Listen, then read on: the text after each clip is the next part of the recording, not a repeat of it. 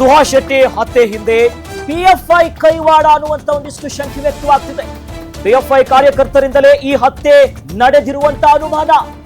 PFI ಮತ್ತು SDPI ಮೇಲಿನ case ವಾಪಸ್ ತೆಗೆದಿದ್ದಕ್ಕೆ ಇದೇ ಕಾರಣ ಅನ್ನೋದಾಗಿ ಗ್ಯಾರಂಟಿ ನ್ಯೂಸ್ಗೆ ಶಾಸಕ ವೇದವ್ಯಾಸ್ ಕಾಮತ್ ಅವರು ಹೇಳಿಕೆ ಕೊಟ್ಟಿದ್ದಾರೆ. ಹಾಗಾಗಿನೇ ಈ ಸಂಘಟನೆಗಳ ಕೈವಾಡ ಇದೆ ಅನ್ನುವಂತ ಅನುಮಾನಗಳು. ಪಿಎಫ್ಐ ಕಾರ್ಯಕರ್ತ ಏನಿದ್ದಾರಲ್ಲ ಇವ್ರುಗಳಿಂದನೇ ಹತ್ಯೆ ಆಗಿದೆ. ಪಿಎಫ್ಐ ಮತ್ತು ಎಸ್ಡಿಪಿಐ ಮೇಲಿನ ಕೇಸನ್ನ ವಾಪಸ್ ತೆಗೆದಿದೆ, ಇದೇ ಕಾರಣಕ್ಕೋಸ್ಕರ ಆಗಿದೆ.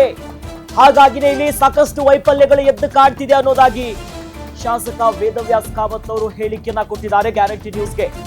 ಆಸ್ಪತ್ರೆಗೆ ಹೋಗಿದ್ರು. ಆ ನಿಟ್ಟಿನಲ್ಲಿ ಬಹಳಷ್ಟು ಅನುಮಾನಗಳು ಕೂಡ ಈಗ ಸಂಘಟನೆಗಳ ಮೇಲೂ ಕೂಡ ಬರ್ತಾ ಇದೆ, ಪಿಎಫ್ಐ ಮತ್ತು ಎಸ್ಡಿಪಿಐ ಮೇಲೆ.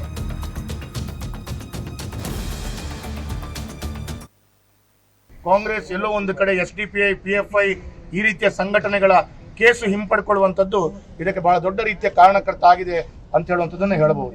ಕಾಂಗ್ರೆಸ್ ಎಲ್ಲೋ ಒಂದು ಕಡೆ ಎಸ್ಡಿಪಿಐ ಪಿಎಫ್ಐ ಈ ರೀತಿಯ ಸಂಘಟನೆಗಳ ಕೇಸು ಹಿಂಪಡ್ಕೊಳ್ಳುವಂತದ್ದು ಇದಕ್ಕೆ ಬಹಳ ದೊಡ್ಡ ರೀತಿಯ ಕಾರಣಕರ್ತ ಆಗಿದೆ ಅಂತ ಹೇಳುವಂತದ್ದನ್ನು ಹೇಳಬಹುದು.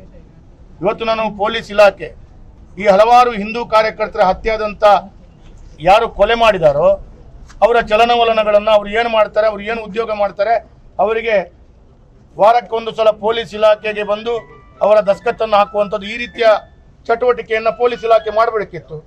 ಅವರ ಪೆರೇಡ್ ಮಾಡಬೇಕಿತ್ತು. ಎಲ್ಲೋ ಒಂದು ಕಡೆ ಪೊಲೀಸ್ ಇಲಾಖೆ ಇದನ್ನೆಲ್ಲ ಮಾಡದೇ ಇರುವಂತ ಸಂದರ್ಭದಲ್ಲಿ ಇದೆಲ್ಲ ಈ ರೀತಿಯ ಘಟನೆಗಳಾಗಿದೆ ಅಂತ ಹೇಳುವಂಥದ್ದನ್ನ ನಾವು ಹೇಳ್ತೇವೆ ಇವತ್ತು. ಅದಕ್ಕಾಗಿ ಇವತ್ತು ರಾಜ್ಯ ಸರ್ಕಾರ ಈ ರೀತಿಯ ಒಂದು ಇಂಡೈರೆಕ್ಟ್ ಆಗಿ ಈ ರೀತಿಯ ಹತ್ಯೆ ಮಾಡುವಂತವರ ಪರ ನಿಂತಿದೆ ಅಂತ ಹೇಳುವಂಥದ್ದನ್ನ ಹೇಳಬಹುದು. ಇದಕ್ಕೆ ಪೊಲೀಸರು ಈ 10ರಿಂದ 15 ಜನರ ಕೃತ್ಯ ಅಂತ ಹೇಳುವಂಥದ್ದು ಯಾರೆಲ್ಲ ಅವರಿಗೆ ಸಹಕಾರ ಕೊಟ್ಟಿದ್ದಾರೆ, ಅವರು ವಾಹನದಲ್ಲಿ ಬರಬೇಕು ಅಥವಾ ಎಲ್ಲಿದ್ದಾರೆ ನೋಡಬೇಕು, ಹುಡುಕಬೇಕು, ಇದಕ್ಕೆಲ್ಲ ಸಹಕಾರ ಕೊಟ್ಟ ಬಹಳ ದೊಡ್ಡ ತಂಡ ಇದೆ. ನಾನು ಪೊಲೀಸ್ ಇಲಾಖೆ ಆಗ್ರಹ ಮಾಡ್ತೇನೆ, ನೀವು ಇದನ್ನ ಯಾವ ರೀತಿಯಲ್ಲಿ ಬಗೆಹರಿಸಿಕೊಳ್ತೀರಾ ಒಂದು ಭಾಗ. ಎರಡನೇದು, ಈ ರೀತಿ ಹತ್ಯೆಗೆಡದಂತ ವ್ಯಕ್ತಿಗೆ ಯಾವ ರೀತಿಯಲ್ಲಿ ಸರ್ಕಾರ ಪರಿಹಾರ ಕೊಡುತ್ತೆ, ಇದರ ಮುಂದಿನ ಯೋಚನೆಗಳು ಅವರ ಮನೆಯ ಕುಟುಂಬಸ್ಥರು ಯಾವ ರೀತಿ ನಿರ್ಧಾರ ತೆಗೆದುಕೊಳ್ತಾರೆ, ಅದಕ್ಕೆ ನಾವು ಸಂಘಟನೆ ಪೂರ್ಣ ರೀತಿಯಲ್ಲಿ ಆ ಮನೆಯ ಅವರ ಹಿರಿಯರು ಮತ್ತು ಅವರ ಕುಟುಂಬಸ್ಥರ ಒಂದಿಗೆ ಸೇರಿಕೊಂಡು ಮುಂದಿನ ತೀರ್ಮಾನಗಳನ್ನು ಮಾಡ್ತೇವೆ.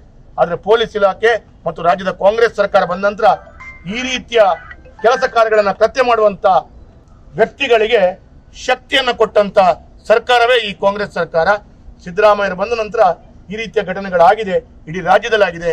ಇನ್ನು ಮುಂದಿನ ದಿನಗಳಲ್ಲಿ ಇನ್ನಷ್ಟು ಈ ರೀತಿಯ ಪರಿಸ್ಥಿತಿಗಳು ಬರುವುದಕ್ಕಿಂತ ಮುಂಚೆ ರಾಜ್ಯ ಸರ್ಕಾರ, ಪೊಲೀಸ್ ಇಲಾಖೆ ಎಚ್ಚೆತ್ತುಕೊಳ್ಬೇಕು. ಸದ್ಯ ಇವಿಷ್ಟು ವೇದವ್ಯಾಸ ಕಾಮತ್ ಬಿಜೆಪಿಯ ಶಾಸಕರ ಮಾತು. ಈ ಸಂಘಟನೆಗಳೇ ಎಸ್ಡಿಪಿಐ ಮತ್ತು ಪಿಎಫ್ಐ ಸಂಘಟನೆಗಳ ಮೇಲೆ ಅನುಮಾನಗಳು ವ್ಯಕ್ತವಾಗ್ತಿದೆ. ಇನ್ನು ಸರ್ಕಾರದ ವೈಫಲ್ಯ ಅನ್ನೋದಾಗಿ ಬಿಜೆಪಿಯ ಶಾಸಕರು ಹೇಳುತ್ತಿದ್ದಾರೆ.